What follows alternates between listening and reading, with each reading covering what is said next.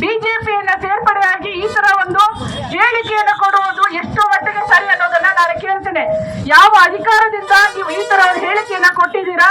ನಮ್ಮ ಇಡೀ ರಾಜ್ಯದ ಮಹಿಳೆಯರ ಸ್ವಾಭಿಮಾನವನ್ನ ಅವರ ಘನತೆಯನ್ನ ಕೆದಕಿದ್ರು. ಗ್ಯಾರಂಟಿ ಯೋಜನೆಯನ್ನ ಪಡೆದಂತ ಎಲ್ಲ ಮಹಿಳೆಯರು ದಾರಿ ತಪ್ಪಿದ್ದಾರೆ ಅಂತ ಹೇಳಿದ್ರೆ ನಮ್ಮೆಲ್ಲ ಕಾಂಗ್ರೆಸ್ಸಿನ ಮಹಿಳಾ ಘಟಕದಿಂದ ನಾವು ನಿಮಗೆ ಒಂದು ಪ್ರಶ್ನೆ ಕೇಳ್ತೇವೆ.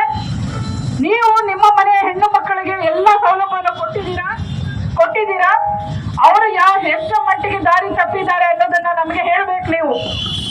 ಇಲ್ಲ ಅಂತ ಹೇಳಿದ್ರೆ ದಾರಿ ತಪ್ಪಿದ್ದಾರೆ ಅಂತ ಹೇಳಿದ್ರೆ ಯಾವ ರೀತಿ ದಾರಿ ತಪ್ಪಿದ್ದಾರೆ ನಮ್ಮ ಹೆಣ್ಣು ಮಕ್ಕಳು ಅಂತ ನಾವು ನಮ್ಮ ಸಿದ್ದರಾಮಯ್ಯ ಸರ್ಕಾರ, ಡಿ.ಕೆ.ಶಿ ಅವರ ಸರ್ಕಾರ, ನಮ್ಮ ಕಾಂಗ್ರೆಸ್ ಪಕ್ಷ ಮಹಿಳೆಯರ ಸ್ವಾಭಿಮಾನಕ್ಕೆ ಧಕ್ಕೆ ಆಗಬಾರದು ಅಂತ ಹೇಳಿ ಅವರ ಸ್ವತಂತ್ರದಿಂದ ಬದುಕಲಿ, ಅವರಿಗೆ ಒಂದಿಷ್ಟು ಕುಟುಂಬಕ್ಕೆ ಆಸರೆ ಆಗ್ಲಿ, ಬೆಲೆ ಏರಿಕೆಗೆ ಆಸರೆ ಆಗ್ಲಿ ಅಂತ ಹೇಳಿ ಗೃಹಲಕ್ಷ್ಮಿ ಯೋಜನೆಯಲ್ಲಿ 2,000 ರೂಪಾಯಿ ತಿಂಗಳಿಗೆ ಕೊಡುವಂತಹ ಮಹತ್ತರವಾದ ಯೋಜನೆಯನ್ನ ಮಾಡಿರ್ತಾರೆ.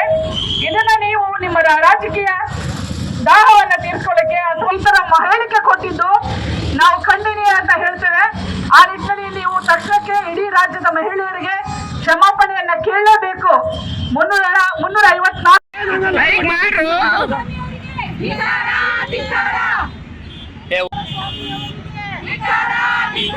ನಾನು ಹೋಗ್ಬಿಡ್ತೀನಿ ನೋಡಪ್ಪ, ಹಿಂಗ ಅಂದಿದ್ರೆ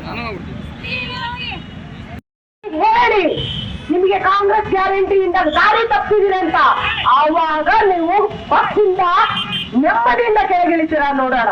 ಹಾಗಾಗಿ ನಿಮ್ಮ ಈ ಒಂದು ಹೇಳಿಕೆಯನ್ನ ನೀವು ಹಿಂಪಡಿಬೇಕು. ಅದಲ್ಲದೆ ಸಂಜಯ್ ಪಾಟೀಲ್ ಅವರು ಕೂಡ ಲಕ್ಷ್ಮೀ ಹೆಬ್ಬಾಳ್ಕರ್ ಅವರನ್ನ, ನಮ್ಮ ಮಾನ್ಯ ಸಚಿವೆಯಾದಂತ ಲಕ್ಷ್ಮೀ ಹೆಬ್ಬಾಳ್ಕರ್ ಅವರು ಕುರಿತು ಕೊಟ್ಟಂತ ಹೇಳಿಕೆಯನ್ನು ನಾವು ಖಂಡಿಸ್ತಾ ಈ ಇಬ್ಬರನ್ನು ಕೂಡ ತಕ್ಷಣ ಕಾನೂನು ಕ್ರಮ ತಗೊಳ್ಬೇಕು ಚುನಾವಣಾಧಿಕಾರಿಗಳು.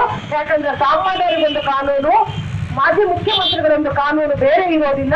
ಹಾಗಾಗಿ ಮಹಿಳೆಯರನ್ನ ಅವಮಾನಿಸಿದ ಒಂದು ಘಟನೆ ಆಧಾರಿತ ಅವರನ್ನ ತಕ್ಷಣ ಬಂಧಿಸಬೇಕು ಮತ್ತು ಇಡೀ ಕರ್ನಾಟಕದ ಎಲ್ಲ ಮಹಿಳೆಯರನ್ನ ಅವರು ಕ್ಷಮೆ ಕೇಳಬೇಕು ಅಂತ ಕೇಳ್ತಾ